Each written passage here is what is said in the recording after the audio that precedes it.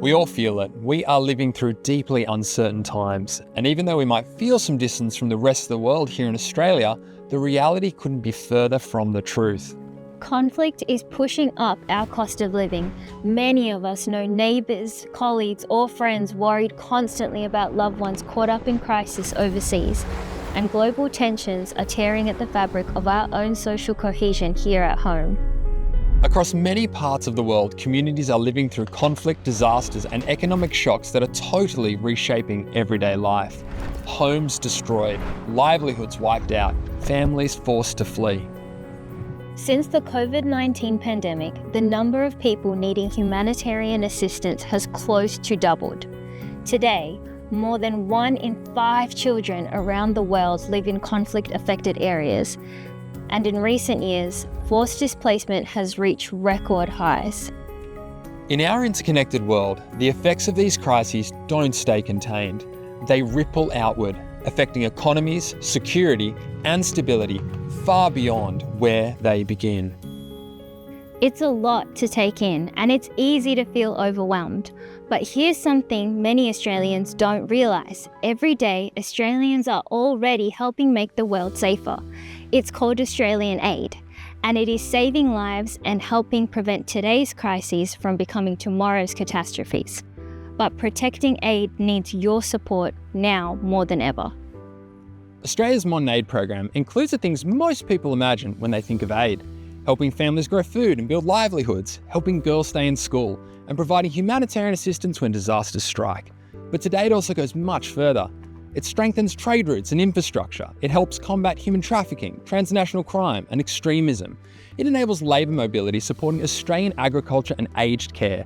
And it's helping prevent the next pandemic before it starts.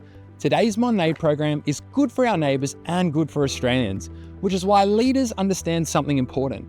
Aid isn't charity. It's a strategic investment in our future.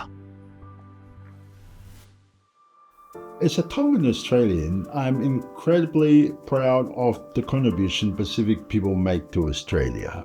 You see it everywhere, from stars lighting up the NRL, to leaders in university research, business, the arts, and the community life across Australia.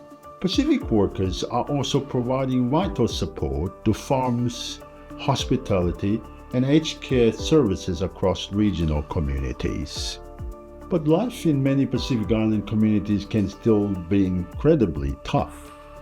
Families are dealing with stronger and damaging storms, rising costs, and growing pressure on food and livelihoods. Many families here in Australia also do what they can to support relatives back home. I know there are Australians doing it tough too. For more than 20 years, I've worked as a chaplain alongside people in communities doing it hard in both rural and urban Australia.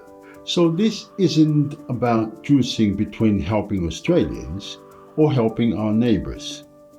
It is about recognizing that for very small investment, Australian aid strengthens the partnership that holds us together as a Pacific family. Despite the important role aid plays, it's under growing pressure. One of the biggest reasons is a widespread misconception about how much we actually spend on aid. So when times are tough and pollsters ask where spending should be cut, aid is often mentioned first, and politicians take notice. However, the problem is that most Australians dramatically overestimate how much we spend. In past research asking Australians what share of the federal budget goes to aid, the average answer was around 14%. Seriously, most Australians think we spend around 14% on aid. And when people were asked what might be reasonable, the answer was about 10%. But the real figure is less than 1%. And when most Australians learn this, they're often surprised. They certainly don't think it should be cut further, and many believe we could actually be doing more. To put it another way, if the federal budget were a $5 cup of coffee, Australian aid would be less than 5 cents. Australia's aid program is already small, near historic lows as a share of national income, and highly targeted to our region. You might have seen that many governments around the world are now reviewing or reducing their aid programs. but Australia largely made that shift years ago. In fact, the last time international comparisons were measured, Australia ranked near the bottom of wealthy donor nations, behind countries like the United Kingdom, Canada, Japan, and New Zealand. So even after the cuts some countries, including the UK, have recently announced, their aid programs will still be larger and more generous than Australia's. But the real question isn't whether we're doing our part, it's whether stepping back further would actually make our region and Australia less stable and less safe. I spent many years working as an Australian diplomat across our region and later moved into humanitarian leadership. So I've seen firsthand how development, diplomacy and security all connect. One argument sometimes made for cutting aid is the need to increase defence spending, but context matters. And Australia already spends around 10 times more on defence than on aid, one of the widest gaps among developed countries. For roughly every $6.60 we spend on defence, only about 65 cents goes to aid. Under current budget plans, that gap is expected to grow even further. Defence responds to crises, but aid helps prevent the instability that creates the crisis in the first place. For a middle power in a complex region, both matter. You can see the long-term impact of this approach in places like Vietnam. Since the end of the Vietnam War 50 years ago, Australia has invested in the development of Vietnam. Early investments supported education, agriculture, infrastructure, and economic reform. Australia even helped to build the first bridge across the Mekong Delta, still known locally as the Australian Bridge. Over this time, Australia has invested around $3 billion in Vietnam's development, and it might sound like a lot until you consider this. Today, two-way trade between Australia and Vietnam exceeds $28 billion each year. And these days, inbound tourism from Vietnam to Australia alone contributes over $800 million annually. It's a powerful reminder that Australia's modest aid program more than pays for itself. As any economist or business leader would tell you, that's an extraordinary return on investment, while also building the lasting bonds of trust and friendship with an important neighbour.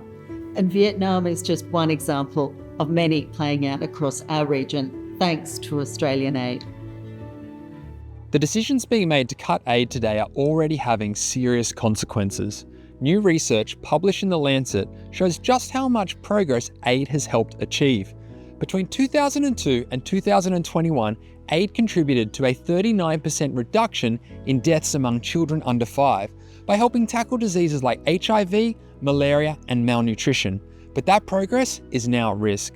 Under severe global cuts, researchers warn up to 22 million avoidable deaths could occur by 2030, including 5 million young children under the age of 5. Australia is already helping build a safer and more stable world.